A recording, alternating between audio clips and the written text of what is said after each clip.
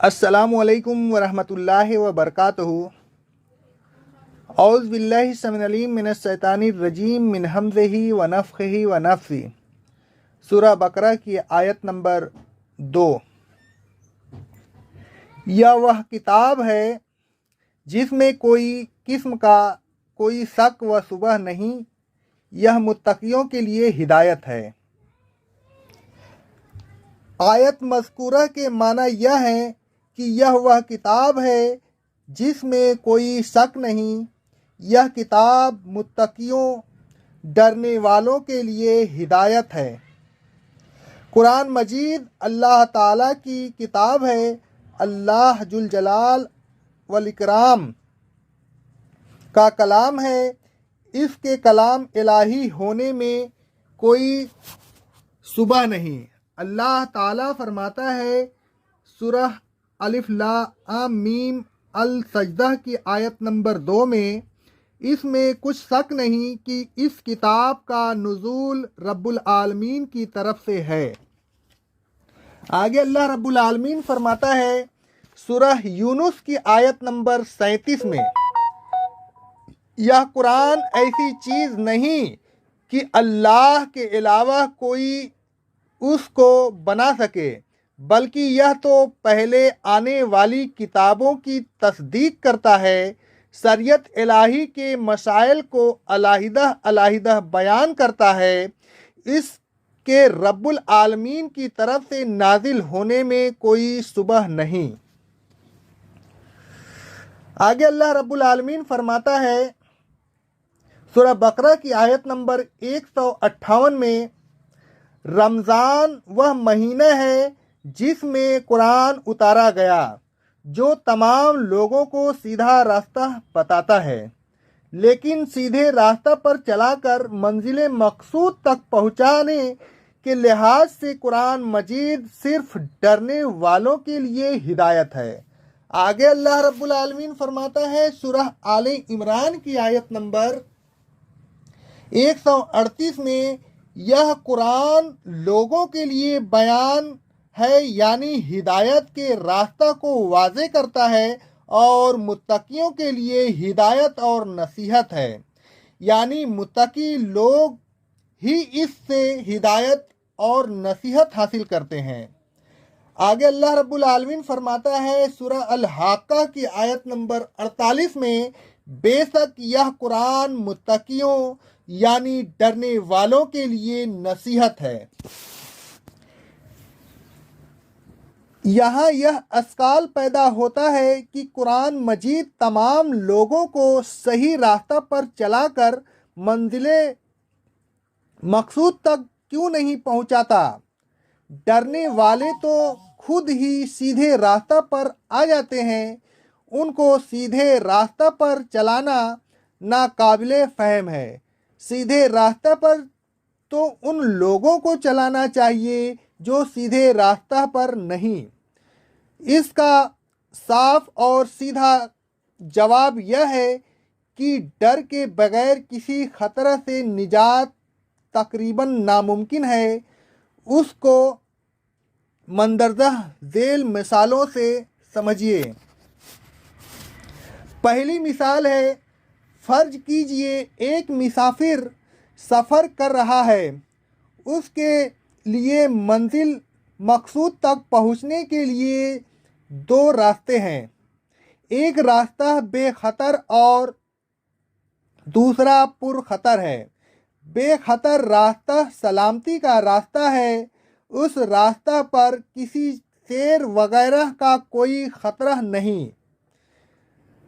پرخلاف اس کے پر خطر راستہ پر شیر بیٹھا ہوا ہے یا اس کے بیٹھا ہونے کا احتمال ہے، تو اگر وہ مسافر پھر ذی عقل ہے اور وہ شیر سے ڈرتا ہے تو کبھی اس راستے سے نہیں جائے گا جس پر شیر بیٹھا ہوا ہے، یا شیر کے بیٹھا ہونے کا احتمال ہے، یعنی شیر کا اس راستہ پر ہونا یقینی ہو یا مشکوک ہر حال میں شیر سے ڈرنے والا اس راستہ کو اختیار نہیں کرے گا۔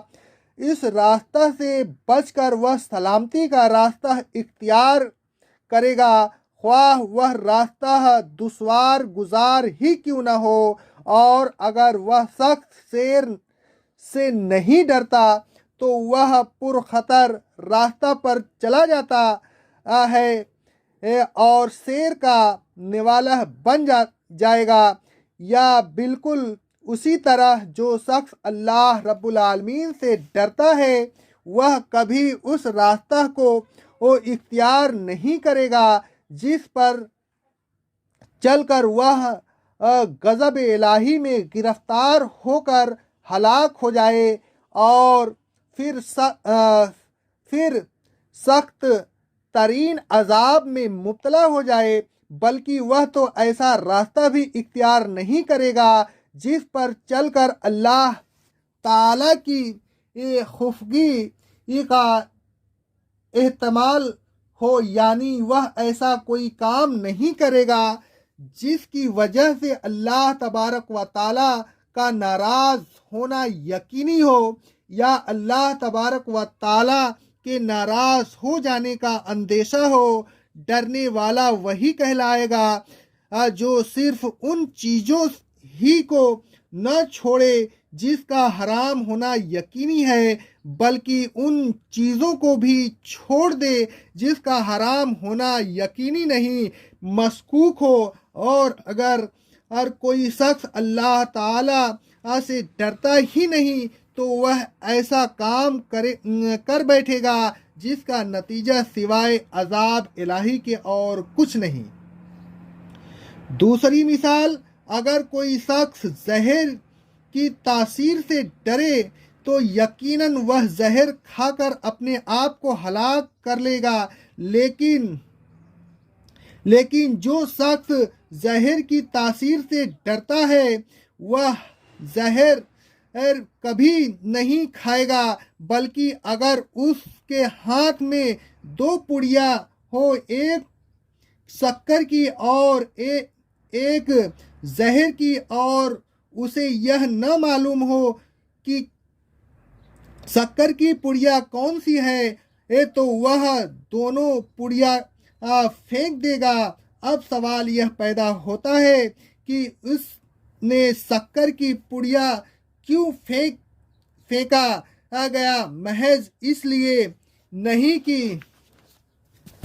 کہ کسی خاص پڑیا کا شکر کی پڑیا ہونے کا یقین نہیں، اس کے زہر ہونے کا شبہ ہے، وہ ایک بے خطر پڑیا کو بھی پرخطر ہونے کے شک میں پھینک دیتا ہے۔ یہ در حقیقت اس کے زہر سے ڈرنے کا تقاضا ہے، اور یہ ڈر اس کو ہلاکت سے بچا لیتا ہے۔ بالکل اسی طرح جو شخص صحیح معنوں میں اللہ تبارک و تعالیٰ سے ڈرتا ہے وہ ایسا کام ہرگز نہیں کرے گا جس سے اللہ تبارک و تعالیٰ کے ناراض ہونے کا یقین ہے، بلکہ وہ تو ایسا کام بھی نہیں کرے گا جس کے کرنے کی وجہ سے اسے شک ہو کہ کہیں اللہ عز و جل ناراض نہ ہو جائے۔ جس طرح شکر کی پڑیا کا زہر ہونا یقینی نہیں، محض شک ہے، پھر بھی وہ سخت شکر کی پڑیا کو پھینک دیتا ہے اور زہر کے صبح میں زہر سے ڈر کر اپنے آپ کو ہلاکت سے بچا لیتا ہے، بالکل اسی طرح صحیح معنوں میں اللہ تبارک و تعالیٰ سے ڈرنے والا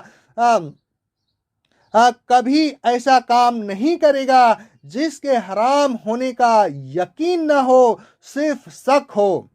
مندرجہ بالا مثالوں سے یہ بات واضح ہو گئی کہ اللہ تبارک و تعالیٰ سے ڈرنے والا یعنی متقی وہ شخص ہے جو نہ صرف حرام چیزوں کو چھوڑ دے بلکہ ان چیزوں کو بھی چھوڑ دے جس کا حرام ہونا یقینی نہیں، مشکوک ہو، اور جب تک कोई शख्स शक व शुबह वाली चीज़ों को नहीं छोड़ता, मुत्तकी नहीं कहला सकता और न वह अपने दीन को महफूज रख कर निजात हासिल कर सकता है। रसूलुल्लाह सल्लल्लाहु अलैहि वसल्लम फरमाते हैं, सही बुखारी सही मुस्लिम की हदीस है, हलाल जाहिर है, हराम जाहिर है और उन दोनों के दरमियान सुबह वाली चीज़ें हैं जिसको वो अक्सर लोग नहीं जानते। तो जिसने अपने आप को सुबह वाली चीज़ों से बचा लिया, उसने अपने दीन और अपनी आबरू को बचा लिया। और जो मशकूक चीज़ों में जा पड़ा और उस